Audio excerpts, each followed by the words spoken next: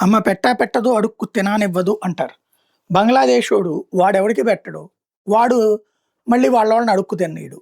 అదానీ వాళ్ళు కరెంట్ ఇచ్చారు. ఆ కరెంటుతో దర్జాగా బతికేశారు. డొమెస్టిక్‌కి వాడుకున్నారు, కమర్షియల్‌కి వాడుకున్నారు, ఇండస్ట్రీస్‌కి వాడుకున్నారు. అక్కడున్నటువంటి బట్టల కంపెనీలన్నీ ఇంతకాలం దర్జాగా బతికినాయంటే అదానికి. వాళ్ళు అక్కడ రాష్ట్ర ప్రభుత్వాలకి, రాష్ట్ర ప్రభుత్వాలు కేంద్ర ప్రభుత్వానికి డబ్బులు కట్టేశారు. కానీ ఆ డబ్బులు అదానికి రాలేదు.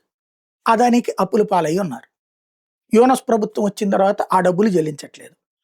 అప్పటినుంచి కరెంటు సప్లై అన్నటువంటి దాన్ని వార్నింగుల మీద వార్నింగులు ఇచ్చారు. ఇప్పుడు బంగ్లాదేశ్‌లో కరెంట్ ఆపేసింది అదాని. ఆపేసేటప్పటికి ఇండస్ట్రీస్ మూతపడ్డాయి. ఫిబ్రవరి 1 లోపు మేము నీకు కట్టిన డబ్బులు నువ్వెళ్ళి అదానికి కట్టరా?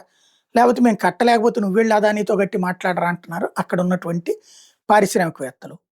డబ్బులు తన దగ్గర లేదంటాడు యూనస్. మరి ఇప్పుడు అక్కడ పరిశ్రమలు ఎట్ట నడుస్తాయి? వ్యాపారాలు ఎట్ట నడుస్తాయి? ఆర్థిక పరిస్థితి ఎట్ట నడుస్తుంది? దీంతో యూనస్ ప్రభుత్వం ఇండియా మీద పడేడుస్తుంది. బంగ్లాదేశ్ ఎదిగిపోతుంటే భారత జీడీపీ కంటే ఎక్కువ ఉందని చెప్పేసి ఆ ధ్రువరాటి లాంటి ఎర్యాదవ్గాడు ఎవడో చేసినటువంటి వీడియోలు చూపెట్టి ఇదిగో ఇట్లాగే ఈ స్టేజ్‌లో మనం ఉంటే మనల్ని దెబ్బ కొట్టడానికి భారతదేశం కుట్ర పన్నిందని. ఆ పిచ్చిముండా కొడుకులు అప్పట్లో హసీనా ఉన్నప్పుడు అది సాధ్యమైంది. చేయగలిగారు. అక్కడ ఎదగగలిగారు. హసీనాని పంపించేశారు. యూనస్ అనేవాడు పేరుకి నోబెల్ బహుమతి గ్రహీత.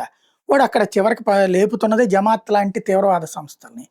వాడొచ్చి ఇప్పుడు ఇట్లాంటివి చెప్తాడు. గుడ్డిగా నమ్మే మూర్ఖపు ముస్లిం సామాజిక వర్గానికి సంబంధించిన కొంతమంది ఉన్నారు. వాళ్ళు మాత్రం నమ్ముతారు. మిగతా ముస్లింలు నమ్మట్లేదు. కానీ వాళ్ళకి ఆల్టర్‌నేటివ్ లేదు. ఎందుకంటే యూనస్ అనేవాడు అమెరికా అండతో నడుస్తున్న దరిద్రుడు కావడం.